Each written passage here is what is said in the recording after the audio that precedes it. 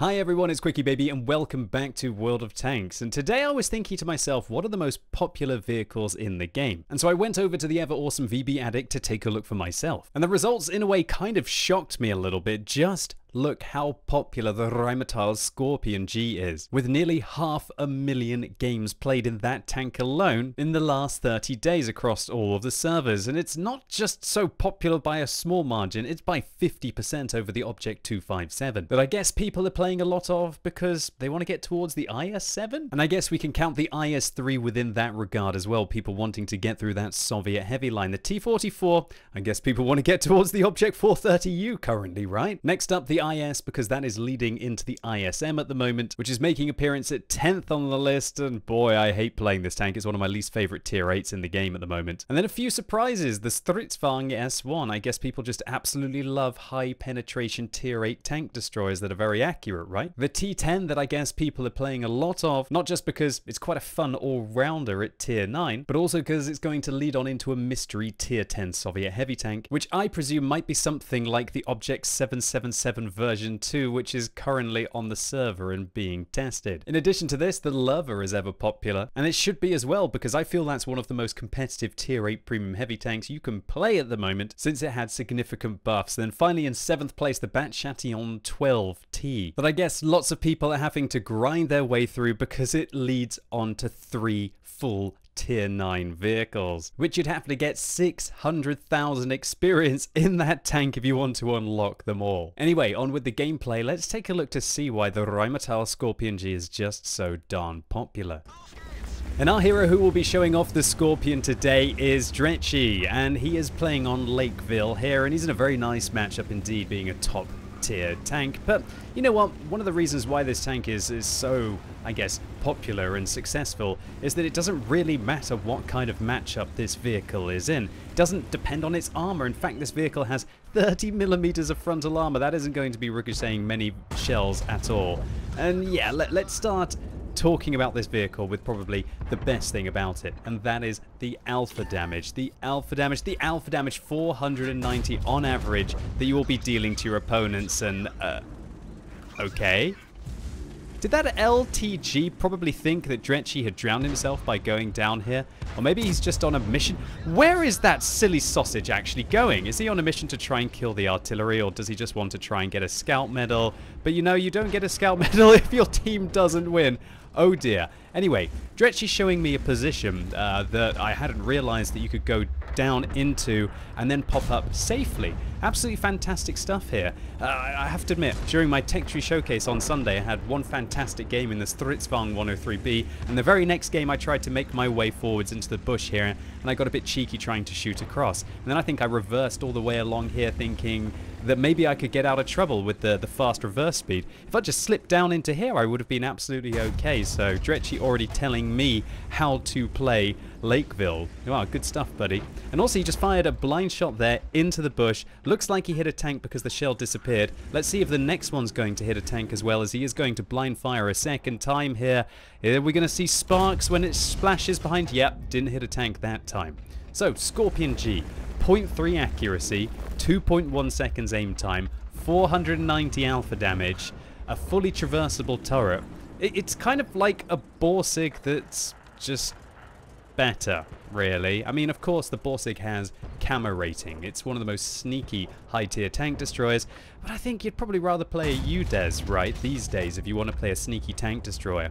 And this one, you don't have to even grind to get to. You just have to, I guess, whack out your credit card. And I guess that's why the Skorpion's just absolutely monstrous. With you probably see more games with Skorpions on the enemy team and also on your team than you do games without, right? That's just how darn popular this vehicle is.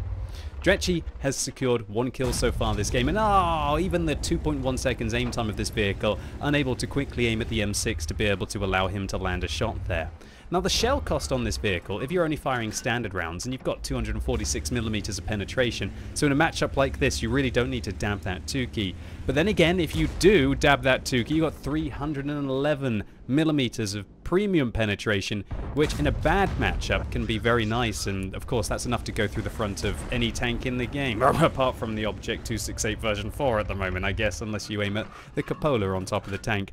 So this T-54 Mod 1 looked to be a little bit greedy, trying to secure the kill on the IS-3 there, and Stretchy takes advantage of it, shutting down the Tier 8 Soviet premium medium tank. And I don't know why the Mod 1 isn't more popular. Oh wow, did that T-34 85M just ram the IS-3 to death? No, he didn't quite. Looks like the VK finished him off just before the T-34 85M did. Stretchy puts one round into him, tracks him still, allowing the T-28 HTC to finish him off. And now he's going to do the right thing by not getting spotted. Do you see how he's making very good use of the view range rings on his map? This is 445 meters, that's where you can spot, obviously, and then you've got your render distance. And what he's doing is making sure that he keeps his opponents far enough away so they're not going to be able to spot him. Because every time you fire in this tank, and every time you fire in all tanks in the game, your camera rating is going to drop down. And when you're a big, fat, very lightly armored tank like this, you want to do everything that you can to use the mobility of the vehicle to keep it at long range, and he is being a master of that right now. So T-28 HTC kind of caught out in the open. The valley has fallen as well. A Black Prince and a Jagdpanzer IV might make their way around the corner, but there's an Achilles called Xenomorph who's just behind him, who seems to be valiantly holding that flank against higher tiered vehicles. But now that the GW Panther has finished off the Black Prince, he's going to be in a 1 versus 1 with the Jagdpanzer IV, and this game is starting to look a little safer, with 4 tanks versus 7 tanks on the enemy team, or if you want to include the 2 self-propelled guns, 5 tanks and 2 self-propelled guns there, right?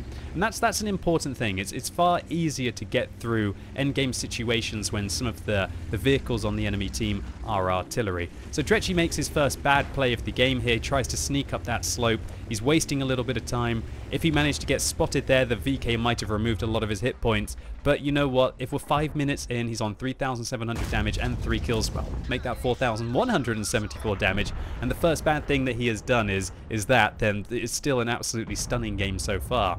So the artillery splashes the VK, slowing him down with the stun, and that allows Stretchy to get a nice clean shot into the side there. But unfortunately, the GW Panther pays the ultimate price as the Crusader SP claims his 3rd kill there, shutting down the Tier 7 German self-propelled gun. So this UDES is a little bit confident, comes around the corner, Stretchy puts an armor-piercing round through the front of the vehicle, the Achilles finishes off the Jagdpanzer IV, and now Stretchy is loading a high explosive round with higher alpha damage. What's the alpha damage exactly? 630, that will be more than enough. The UDES panics a little bit trying to go around the side there, and for a momentary second there, Stretchy was actually in a 1 versus 5 situation, which means that he's going to be trying to contest for the medal that everybody wants. It's the Kolobanovs. And the A44 spotted out in the open, misses the shell. Stretchy doesn't. It's just crazy how flexible this tank is, right? The way that he's working these ridge lines right now with the fully traversable turret, the 2.1 seconds aim time, that 0.3 accuracy, the high penetration. Really, apart from armor, this tank kind of has it all. I mean, it doesn't have ludicrous damage per minute, but 2,400 with a rate of fire of just under 5 rounds a minute. And of course, if you pump that up with a gun rammer and things like that, then you can even get it much higher. So the damage per minute of this vehicle isn't even really a drawback. And Stretchy hasn't even taken a single hit point of damage here. Going for his 9 kills, his team is cheering him on. Look at this T-28 HTCU now. Good, okay, good stuff. I love it.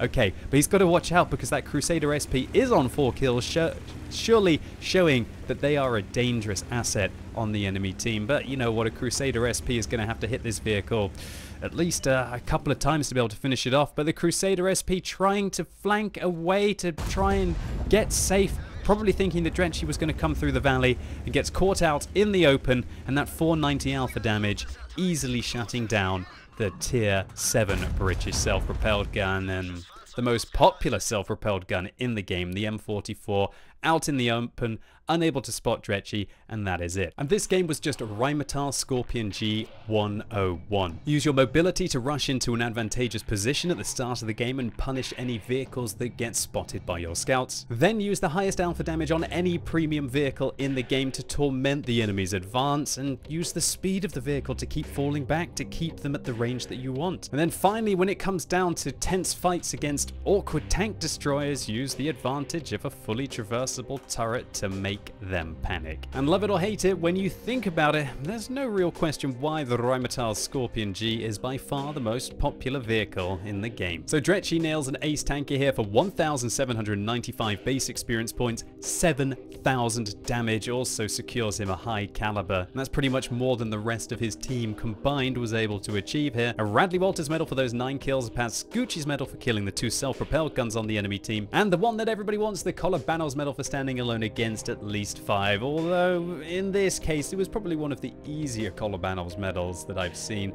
Doesn't look like Stretchy even broke a sweat considering he still had all of his 1,150 hit points at the end of the battle, and because I don't think any premium rounds were fired yet, definitely no premium rounds were fired in this battle, nearly 150,000 credits profit. Not bad, right? So Stretchy, congratulations to you, and thank you so much for uploading your replay on the WOT Replays website. I thoroughly enjoyed it, and I hope all of you lovely ladies and gentlemen out there did too. If you liked this video, consider giving it a like, but if you hated it, give it a thumbs down. And if you're watching this video as it's released on Tuesday, I'm doing something a little different tonight on twitch.tv/QuickyBaby. I felt a little bit guilty that I'm showcasing the most popular tank in the game and it's a premium, so I thought, why not start at tier 1 and work my way up towards tier 10, playing the most popular tank at every tier of the non-premium vehicles. And so come along right now as I play fan favorites such as the Hetzer, the Cromwell, and the Bat Chatillon 25T. And as always, thanks so much for watching, you've been epic, and hopefully I'll see you soon.